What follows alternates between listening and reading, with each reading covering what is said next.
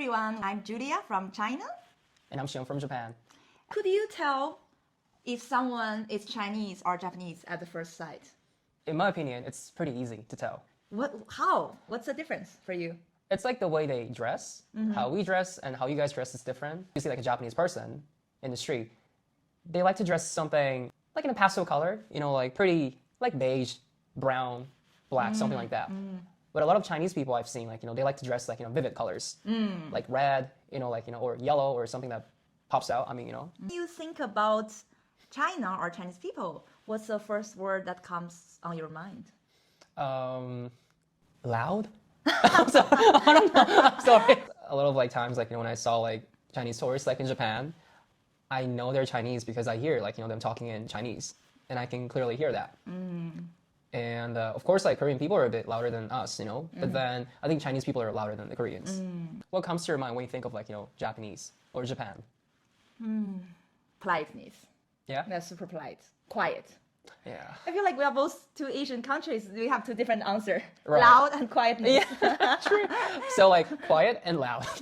And also we make a very good example. I talk loud, you talk quiet. Do I? You do. Yeah? Okay. I speak louder than you.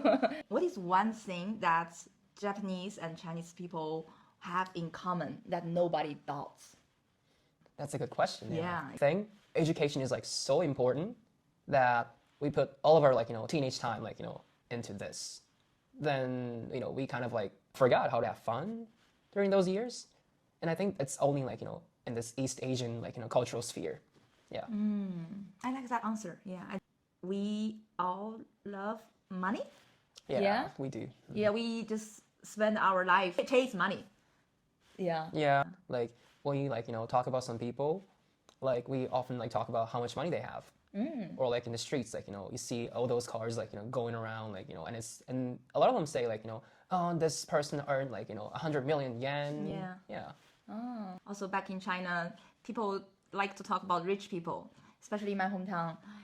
All my family are surrounded and they talk about that rich guy, that rich man, and in a way it makes me feel like everybody's rich. But the thing is people like to talk about rich people. They never talk about poor people. So in a way you feel like, why everybody's this rich? Right. But China is not a rich country. It's just some people are rich. Yeah. Then everybody's talk about it. Yeah.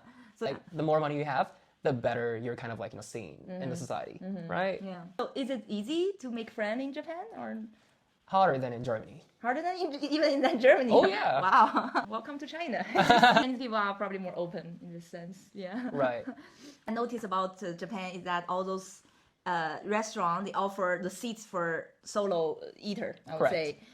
I feel so comfortable traveling along there. You just find whatever seat you have your space. Yeah. Whereas in China, it's more like it's set in a group setting. All those restaurants, it sometimes feel a bit strange just by going out and eating alone. But in Japan, you don't feel strange at all eating alone. Japan is definitely the heaven for solo travelers, I would say. Oh yeah, it is. Do people really say what they think in Japan?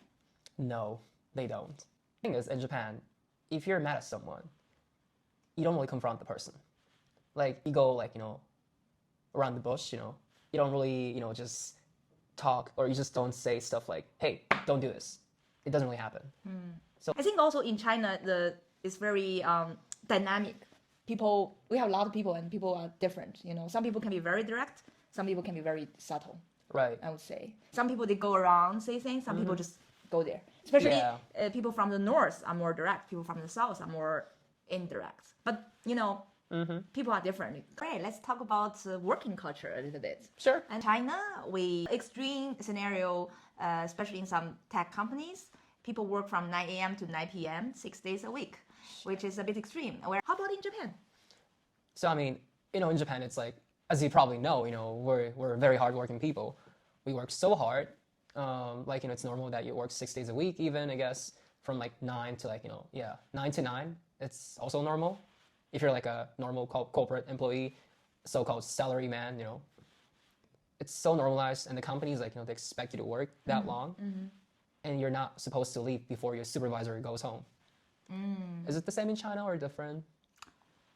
Probably we don't really have to leave before your supervisor. I think it's less strict on that, but probably it's more about that you really have a lot of work to do. Yeah. Following on, we talk a little bit about dating and marriage. Exciting. Yeah. So in Japan, who usually makes the first move? Man. Yeah. Yeah. In China, I think it depends. Yeah. In some Shanghai streets, some girls would just go to some handsome guy. Oh, can I have your WeChat? Holy shit. Yeah. I mean, only to handsome guys. Yeah. Cruel world. Also at my events, if wherever there's a handsome guy or the most good-looking guy, he doesn't need to do anything. He just stand there. All the girls come to him. Does that work in Japan? I don't think so. I don't think so. But I guess if you're a good-looking guy, I mean, I guess, yeah, they will talk to you, yeah. I mean, I guess they would, yeah. They would, yeah. So is it expected that men should pay In Japan? in Japan? Fuck yeah. Oh, It's always that way. always Yeah. extreme. I guess it's similar between China and Japan. Yeah. All over the place, like, I mean, Japan, Korea, China, America, even, like, and also, like, where else? India. It's the same, I heard. Is there any arranged marriage in Japan? Because in China, at a certain age, people expect you to get married, and then the parents kind of set their kids up, right? Right. Yeah. So the thing is, before we get into that, I actually saw, like a news article, like, this morning, like, saying that a lot of, like, young Chinese people, they don't want to go back to their, like, parents' place because they're going to pressure them into, like, getting married. Oh, just like me, I didn't go back to my hometown during China New Year. Yeah. I just don't want to feel the pressure. Not really from my parents, but from everyone nearby. They would ask you the question, why are you getting married? Why aren't you getting married? Questions like that. And that is, like, going viral in Japan, this news. Oh, Yeah. interesting. What do Japanese people think about that? Well, the thing, I guess, your parents, like, they want you to get married at some point, but then they don't, like, pressure you, not really. Like, maybe they would say things here and there, like, when are you thinking of, like, settling down? More indirect. But usually, like, I don't think it's normal. Like, arranged marriages, they're not common at all. You're supposed to, like, marry someone you like. And it's more open, I guess. Yeah, when it comes to love life, I think we're more chill. Then how much influence does parents have in dating? I guess not really. Not really. Yeah, I see. they don't get involved that much. Oh, that's a bit different in China because I know a lot of relationship ended because the parents interfere. Shit. Yeah, and then this parents doesn't like that boy or this parents doesn't like that girl. They end it. It's still a country where people respect their parents' opinion, and the marriage issue for themselves is not only about themselves; it's about the two family. Yeah, and including their parents. In a way, if you choose a husband or choose a wife, it's not only about you two falling in love. It's about the two family like each other or not. The social status match each other or not. Very heavily influenced by each parents, I would say.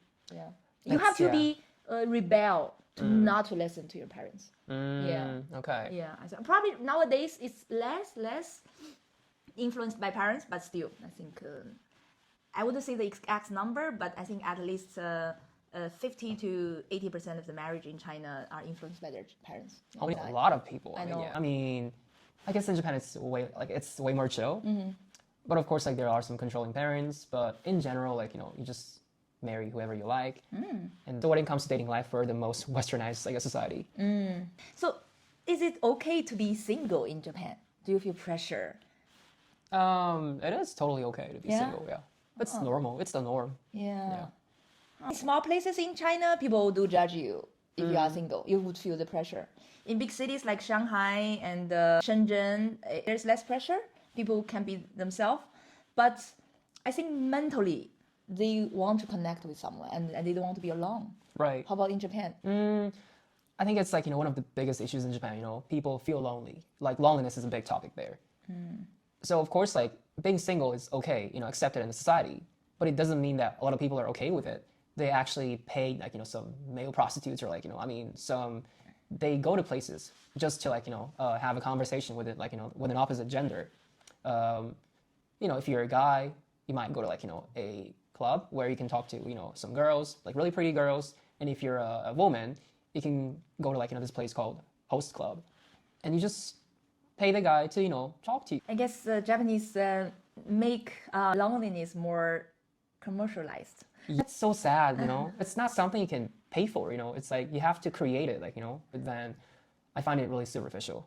But sometimes it's just hard to get a company in real life. Then in this way, a paid service worked well because they do want some company, right? True. I think it's understandable at some It is point. understandable, Yeah, yeah. things happen for a reason, right? Yeah. Because again, in Japan, it's so hard to make connections, That's why in China we don't really have this service.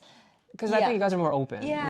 We are lonely. We tell other people we are lonely. Right. I mean, that's like, our primal instinct, to socialize. Yeah. And I feel like in other countries, like, not in Japan though, like, you listen to this like an instinct and you reach out to others and it's accepted, to act on that. Because like, that's what we want to do. We're a social being, right? But in Japan, it's more of like, we don't really listen to our brain, oh, I feel lonely. I want to talk to others. I want to make friends. But then our society kind of like, prevents you from doing that because you care about what other people would think. So you don't reach out to others because you're ashamed that you're lonely, But that's not helping you. Your culture, what is considered too much? Okay. Being too opinionated, about something. Oh. Like, I don't like this, I don't like that. No. Let's say that if you're a lone wolf, like, you don't work with others. I do things on my own, my way. That's considered too much. So what about China? Someone's being very stingy would be too much. Because Chinese people love our face a lot. We want to show that we are generous. And if someone trying to count this little money, that little money, or being stingy about things, that would be too much. Yeah. In China. What is the good thing that you are proud of being a Japanese? I think we're trustworthy. I think that's something I really like about Japanese people or Japan. We don't usually lie, Like, let's say, I mean, of course we lie to like not hurt others' feelings. But when it comes to business, we always pay you. Like, we don't do stuff like we sign a contract and then I dip, It usually doesn't happen. When you agree to something, like you stick to it. And that's cool. If there's one thing I'm proud of being a Chinese, of course there are many things. I'm proud that we are caring. Yeah. Yeah, Chinese people just have so much love to share. We are caring. We like serving other people, I would say. Do you agree? I do, yes. Yeah. In the service industry, they are friendly. Yeah. Most stuff, especially in the north. South also, Shanghai is not typical China. It feels more like Western country. But then if you go to Beijing, people are super friendly. Really? People who work in the airport, they just tell you what to do. They help you. Oh, very warm. wow. Yeah, I'm proud that Chinese people are warm. They just gave you this warm feeling. They are. Is there something that, people got shocked because of like, how the way China is like, structured or like, how it is, but you thought it was normal? That's a great question. So if you ever travel to China and you take the subway, you'll notice that people don't let you go out first. They just jump in. Oh yeah, they do, yeah. Yeah. And then it's kind of normal there. And nobody questioned that. All right, it seems like China and Japan are so similar in many ways, yet so different at the same time. I'm still curious what really shaped the difference. And maybe we will explore that in future videos. If you enjoyed today's conversation, don't forget to give me a like and subscribe this channel. And I will see you next time. Bye bye.